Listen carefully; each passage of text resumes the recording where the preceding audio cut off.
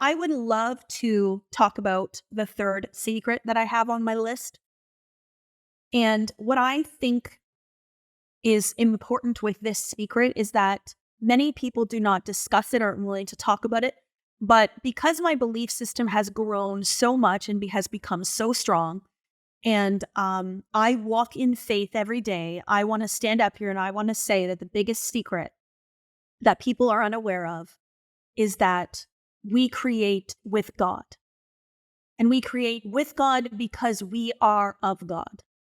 So we are not separate from, we are part of.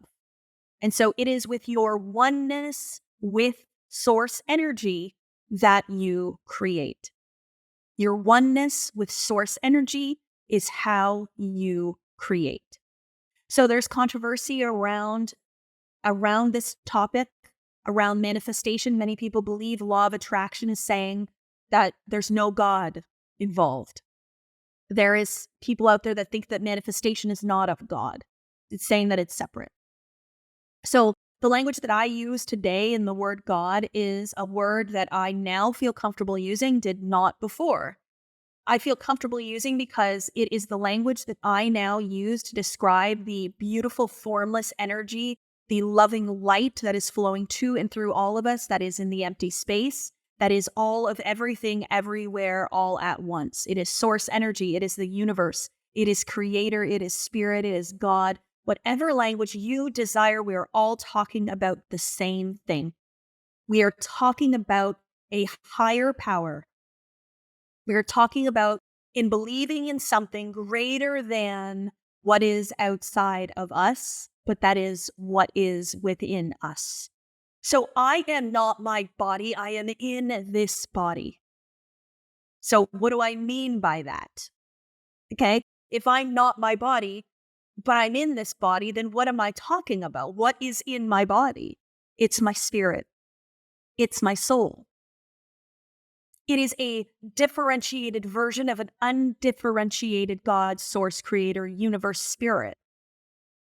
There is an energy that is flowing to and through me that is my creative energy. It's my creative power. It is my ability to create through this power. So if I have source energy flowing to and through me, that makes me pretty powerful, doesn't it? So many of the things that I do every day in this world are God's work. How do I know that? Because I listen, because I am aware, because I perceive. So my coaching with Neil Donald Walsh has been a beautiful awareness for me. But my life did not change until I realized that I am one with God. My first book, Becoming the One, many of you got the free download, I believe, when you registered for this live event. I wrote that book, and it's the story of my first quantum leap. So when I went from making $3,500 a month as a nurse to a $3.3 million business in my first year. And I wrote that story, and it talks a lot about identity shifts, and it talks about my beliefs and what I changed in order to become a woman who would have a multi-million-dollar business. And so when I read that, I thought, when I wrote it, I was like, yeah, that's what the book is about. It's about identity shifts. And I was on a Zoom one day with Bob Proctor. I think there was hundreds of people on there. And somebody put their hand up and said, hey, I have a question. I'd like to know, where does God fit in all of this? Where does God fit in the law of attraction? Like, where does God fit in manifestation? And Bob says, well, you're one with God. You create with God. You have the source energy, that light that flows through to and through you. And that's the energy that you use and that light that you use to do your work. And so you're one with God. And then the person said, well, how do I become one with God? And he said, you know what? Read Kathleen Cameron's book, Becoming the One. And I was like, what? What's this guy talking about? Oh, that's not what the book's about. Like, that was my first reaction, was like, no. And then I let it sink in for a minute. I was like, wow. Prior to September 2019, prior to doing this work, prior to studying this material, I didn't believe in anything. I thought that I was a human that had evolved from apes that was simply existing for a short period of time. I thought I was one of millions and millions and millions and millions of tiny little ants that's just on a tiny little planet that has no purpose, that has no meaning, that has no nothing. I didn't believe in anything. And it was in my belief in something greater outside and through me that led me to the life that I live today. And so, yes, that book is about me becoming one with God. And it's a perception of my oneness because I was always one. You're all one with God, but it's in your awareness and perception of the same that determines the outcome of your life. And so I went back and I reread my book after that, and I got really emotional. And I read it again with the eyes now of what I know now. That source energy is flowing through me, that I am never alone, that my soul is a part of something greater, a part of something that creates for the good of all, something that is pure love, pure joy, pure bliss. The secret is then that we create with God every single moment of every single day. It is not shut off. It does not go away. It is always there. But God has given us free will. Free will. So what that means is that we were given the ability to choose the lives that we want to live. We were given the free will to use God's energy, source energy, in the way that we want to use it. We were given choice to think the thoughts that we want to think, to feel the feelings that we want to feel, to experience life in the way that we choose to experience it. So that means that we are co-creators with God, but the final decision, final cause to the effect is us. So we can choose to be hateful. We can choose to be negative. We can choose to fight. We can choose to focus on drama. We can choose to compete with one another. We can choose to be sad. We can choose to be unhealthy. We can choose whatever we want. But many of us are choosing from an unaware place. And what that means is that we don't know any better. We are simply behaving in the ways in which we were taught. We are behaving in the ways in which we were taught. So we were taught to hate ourselves. We were taught that the world is hard. We were taught that people lie, that people can't be trusted. We were taught that fighting in our family is the way that families are. We were taught that we can't make more money. We were taught that we have to work really hard in order to be successful. We were taught that we are never enough and we are not worthy. We were taught that we're not pretty enough, that we don't know enough, that we're not smart enough, that we're not tall enough, that we don't have the right color skin, that we're the right gender. But if you step back and realize that you are a soul inside of this body, you have no gender. You have no skin color. You have nothing other than the formless, beautiful light that you are that flows through this body that you're in for this short time, for this iteration. You cannot be hurt. You cannot be destroyed. You cannot be damaged. You cannot be broken. Your human can. Your ego can. Your personal mind can. This physical 3D body that you're in this moment can. But what you really are, the formless substance that you really are, the light, the soul, the source energy that flows through you, cannot be hurt, cannot be destroyed, cannot be damaged. That revelation has brought me to tears multiple times. In the moments where my feelings are hurt, I'm upset. The moments when I feel frustration, the moments that I feel sadness, the moments that I feel anger, I ask myself, who is really angry? Is it me or is it my ego? And I realize that feeling, the disappointment, the anger, the frustration, the ego, the embarrassment, the sadness is coming from something stored in my mind. And I'm falling for it. I don't have to fall for it. I can realize what and who I really, really am. I made a note on the plane. We are God in the process of being and expressing who we are and becoming and being the next version of who we are every single day. So we are divinity, which is wishing to express itself through us, then to recreate itself anew in the next grandest version of the greatest vision it ever held about who and what it is. This is Neil Donald Walsh.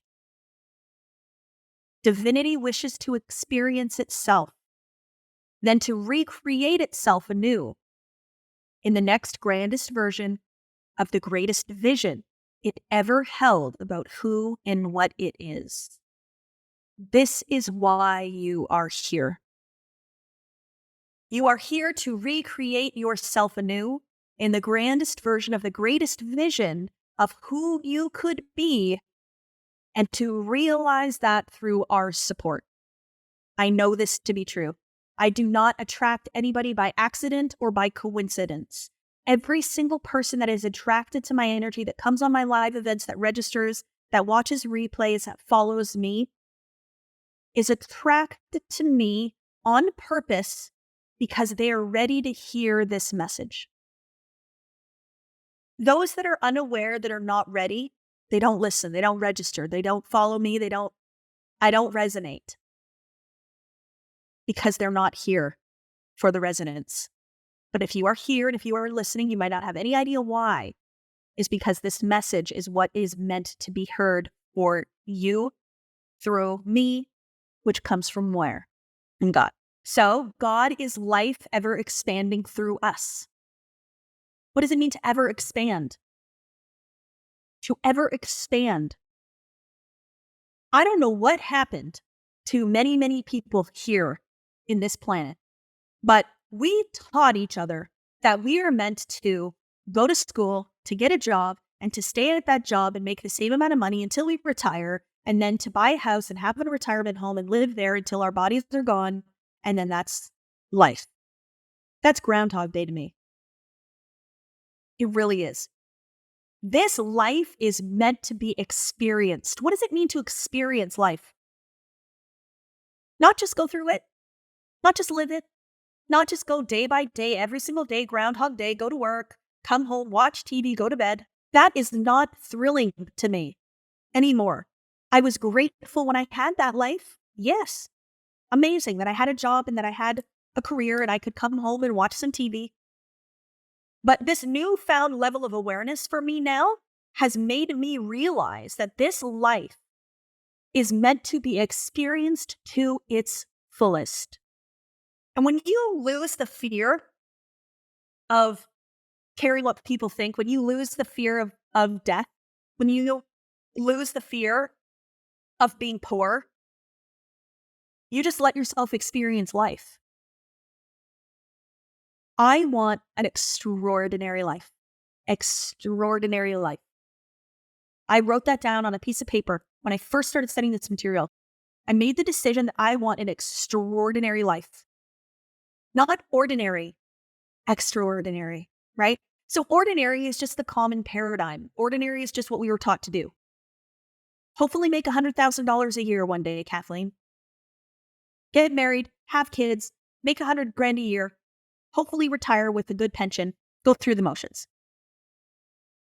If you are a part of my world now, you're a Diamond Academy team member, you are a Diamond Academy community member, you're in Millionaire, you're in Modern Mentor, you're in House of Manifestation.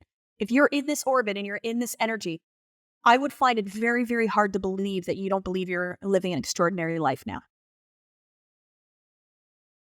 Because life, when you choose to make it what you desire it to be, is so beautiful. And now, so expansion. What does it mean to expand? God is expanding through us. Expansion means to forever grow, to ascend, to realize a higher and greater version of yourself. I use the language, the best of yourself. In my new book, the best of yourself. The best of myself does not judge. The best of myself does not hate, does not fight, does not compete. The best of myself does not lie. The best of myself is honest. She is authentic. She is powerful. She goes after what she wants. She leads with love. She serves. She is honest. She takes care of others. She gives. She loves herself unconditionally. She loves others no matter what. She is grateful. She is loving. She is caring. That's ascension. That is expansion. Allowing yourself to be the best of yourself will change your life. But it's about understanding yourself in a new way. Do I believe I am God? Is that what I'm saying here? Is that what the secret is? You could put it that way, but I prefer to say I am of God. So if we think of a supercomputer, we have all these different networks that connect into this big major supercomputer. That's how I see all of us. So the same light, the same source energy that I believe flows to and through me, flows to and through all of you, every single one of you. Every single one of you has that same beautiful source energy light flowing to and through you. We are all connected into a greater one God, source, universe, creator. So what does that mean? We are all one. We are all one. So if we believe this to be true, this is what I will ask you all the time. What if you believe this to be true? What would that mean? If I believe this to be true, if I believed that we are all one, that means when I give myself love, I'm giving you love. When I give you love, I'm giving myself love. When I give to you, I'm also giving to myself. When I give to myself, I'm also giving to you. When I seek to know you more, I'm seeking to know myself more. When I'm seeking to know myself more, I'm seeking to know you more. We are all one. And that's why coming on to live events like this is a beautiful way for us to move the collective consciousness. So you can say we have individual consciousnesses that all flow up into a greater collective consciousness. Yes. So many of the things in this world that are going awry and going astray, some of the negative things that we are observing right now are an effect of collective consciousness. Collectively, we have learned to fight. And that fight is expressing itself in 3D reality right now, but it is not real and it does not have to be our truth. So the more collectively we learn and teach each other peace, we move into more peace. So if we are all one, then this tells you why it is so incredibly important for you to go within first and to change the way you see yourself. Go within, change the way you see yourself, and everyone around you will start to change when you go within and you change first. So let's stop trying to change everyone else. Let's stop trying to change the world around us. Let's stop trying to change our children and to change our spouses and to change our jobs and our employers and all this kind of stuff. Let's go within, change that, and then everything else around us will change as a reflection of that, So what if you believed this is true, what I'm saying, that we create with God? How would this experience change for you? So faith is a very powerful word, and you cannot change the experience of life that you have right in front of your eyes without faith. You cannot do it. If you try, you will forever be in resistance until you choose to have faith. Right? So faith is the elixir that makes your manifestation very, very powerful. Thoughts are the things that make your thoughts magnetic. If you don't have faith in a thought, if you don't believe that thought to be true, it's powerless. It's a lie. We manifest what we believe to be true. We do not manifest the lies. So if you believe that you lack confidence and you're trying to affirm that you're confident, you're manifesting the lack of confidence. Until you are conscious of being confident, nothing will change. So when I say that you manifest the truth, I'm saying you manifest your truth, not the truth, your truth. And this is a very powerful distinction. Many people are trying to seek the truth outside of themselves. What is the true meaning of life? What is the truth about law of attraction? What is the truth about manifestation? I'm going to tell you something right now. What you believe to be true will be your truth. You can choose somebody else's truth and let it become yours. That's fine, if it works for you. But remember, it's your truth that is the truth. So I've created a set of beliefs about me, about the world, about this material, about this content, about God, that serve me. I know to believe these things, XYZ, makes me powerful. It makes me strong. It makes me successful. And so I choose to believe those things until I don't anymore, until I develop a new truth. That's awareness. So it's true until it isn't, and something else becomes true. So that's what this whole thing is now, is I'm giving you 7 truths, should you choose to believe them or not. But there's 7 truths that I believe, these 7 secrets, are 7 truths that I now believe to be true. They are my truth, and they've changed my entire reality, everything around me. Yesterday, I called my sister. I'm probably going to cry saying it now. I called my sister, and I was a mess. I was an absolute mess. I was in tears, and she said, "What's wrong?" And I said, "Nothing. Everything is right. Nothing is wrong. Everything is right." Even the contrast, even the things that show up in life that feel gross, they're all right. Because life is so beautiful, and it is so powerful, it is so loving, and it can feel so hard, but it's not.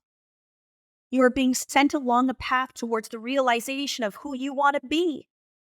And I make a decision every single day to be a version of myself that grows, that goes for it, that ascends. And you all make me so brave and so courageous, because you watch me, you cheer me on, you tell me that I'm inspiring you. It keeps me going. It really does. But it takes a certain belief about yourself to do this, to confidently go after what you want, to say, I want to live here. I want to teach here. I want to make this amount of money. I want to live this type of life. I want to change this many lives. I want to do this. But let me tell you, all you have to do is decide to do it. You just have to decide to do it. That's what I said to my sister last night. All I did was make the decision to go for more, and more came my way. Now I live this incredible, extraordinary life.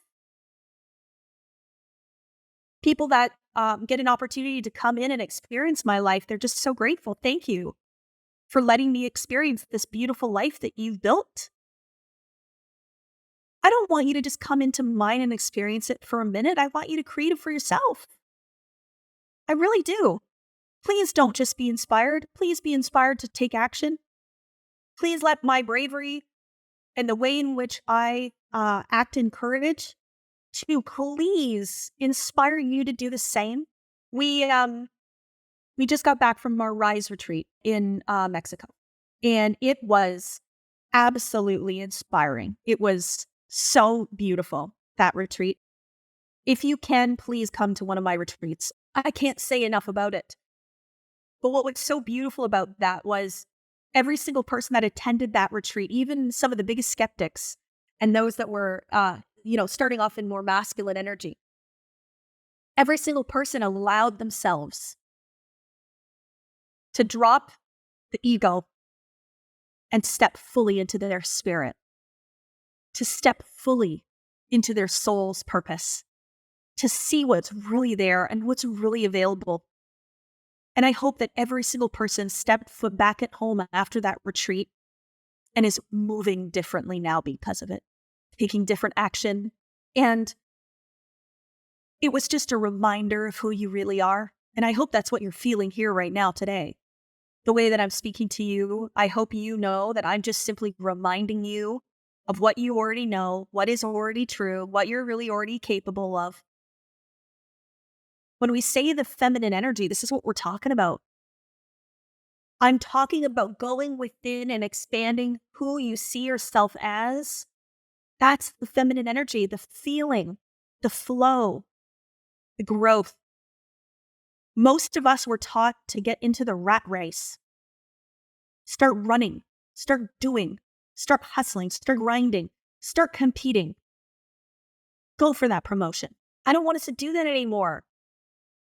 I want us to go for what we want in life. I want us to go after it, but I want us to do it in collaboration. I want us to do it in love. I want us to do it in joy, in bliss. I want us to do it with integrity and authenticity. I want us to do it because we want to change the world, not because we want to change our world. So, secret number 4. You can either create life or you can react to it, which in turn creates what you're reacting to. So, what does it mean to react to life? This is important and this is valuable. Reacting to life is what most people are doing. I would say 98% of people are simply reacting to life. So reacting to life means to observe it, to have a perception of it, to have a judgment of it, to have a story about it. And then in your reaction to it, you think things about it, you feel things about it, you take action based on what you're observing. And so you are now creating from a reactive state instead of creating from the soul. Creating from what you observe instead of creating from what you desire. Creating from what you see instead of creating from within. Right? So let's say right now, you don't believe you're worthy, you don't believe you're good enough, you don't believe you're successful, and you're walking around just feeling like a failure, just responding and reacting to life, and life just keeps getting worse, everything goes wrong for you, it's negative, life's negative. What do? Let's create a delusional state. Let's go into our imagination and let's create a different reality, right? So what if you weren't negative? What if life wasn't going wrong? What if you were successful? What if you were brave and courageous? What if you were confident? What if you were loving? What if you were bold and daring? What if you went after what you want? What if you believed in yourself? What if the world believed in you? What if? So what we're doing is we're creating a delusion. We're creating an idea in the imagination. It's only a delusion because your mind doesn't currently believe it's true. But it is true. We are all already all of those things. You just have a delusion that you're not. Change the delusion, change the experience of life. So when we were born as children and toddlers, and we were little, were we born unworthy? Did we believe we weren't worthy of success? Were we born doubting ourselves? Little toddlers learning to walk, were we like, I don't think I can do this. I don't think it's possible. I don't know. I'm not going to take the risk. I'm not going to learn how to walk because I don't think that I'm good enough to be able to walk. I know all of you are walking, but not me. Oh no, we were not. We were bold. We were daring. We were brave. We were courageous. We were adventurous. We loved to play. We loved to have fun. We believed in ourselves. We thought we were the most cutest little thing ever. We thought we were gorgeous. We thought we were perfect. We never would have believed any of the crap we believe now if we weren't taught it. So I'm just reminding you to return and remember who you really are. Remember who you really are. So let's stop reacting to life and let's start creating life. So to react to life means to whatever's programmed in your subconscious mind, to continue to react from a habitual and automatic place, right? So I'm afraid of heights every single time I get onto a mountain and I look down, I get afraid of heights again and I want to leave. Who says you're afraid of heights? Were you born afraid of heights? Some of us weren't, some of us weren't. It was the luck of the draw. No, it's an identity. It's a self concept. It's something you believe about yourself. You got up to a high spot and you felt a little nervous and you decided that that meant you were afraid. And so you accepted the identity that you're afraid of heights. And so now every single time you're at a height, you feel the fear and you recreate the idea you're afraid of heights every single time. It's an identity within you. But Daredevil over here, who loves to jump off those mountains, the first time they probably got to the top, they felt excitement and they went, ooh, this is exhilarating. Oh, this is fun. I like this. They chose to experience something different when exposed to height for the first few times. And so they didn't choose the identity of I'm afraid of heights. I enjoy heights and I want to jump off of heights. Da da da da da. So, two people with two completely different perspectives and views and identities around heights. So, let's say we now no longer want to react to life, but we want to create life. Could you go from being afraid of heights to now loving heights? Yes, I believe you can. You can become a night owl and become a morning person. You can be somebody that hates exercise that has fallen in love with exercise. You can be somebody that hates going live on TikTok and then you go live every single day and love every moment of it. You can convince yourself of anything. It's creation. And this is the free will that I was talking about. We all have the free will to be, do, have anything that we desire in this world. It is our free will and our choice. So to react to life means to be the same identity and to keep reacting to the same things in life over and over again. But to create life means to become a new version of you and to respond to life as the new you. So every act is an act of self-definition. There's a chapter in my book called Self-Definition. So every time you do or do not do something, you are defining who you are in that moment.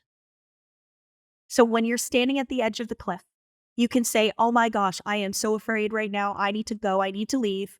I'm out of here. Or you can stand at the edge of the cliff and you can say, this is so beautiful. And this is so exhilarating. And I'm so grateful that I'm up here on the top of this mountain and loving every moment of it.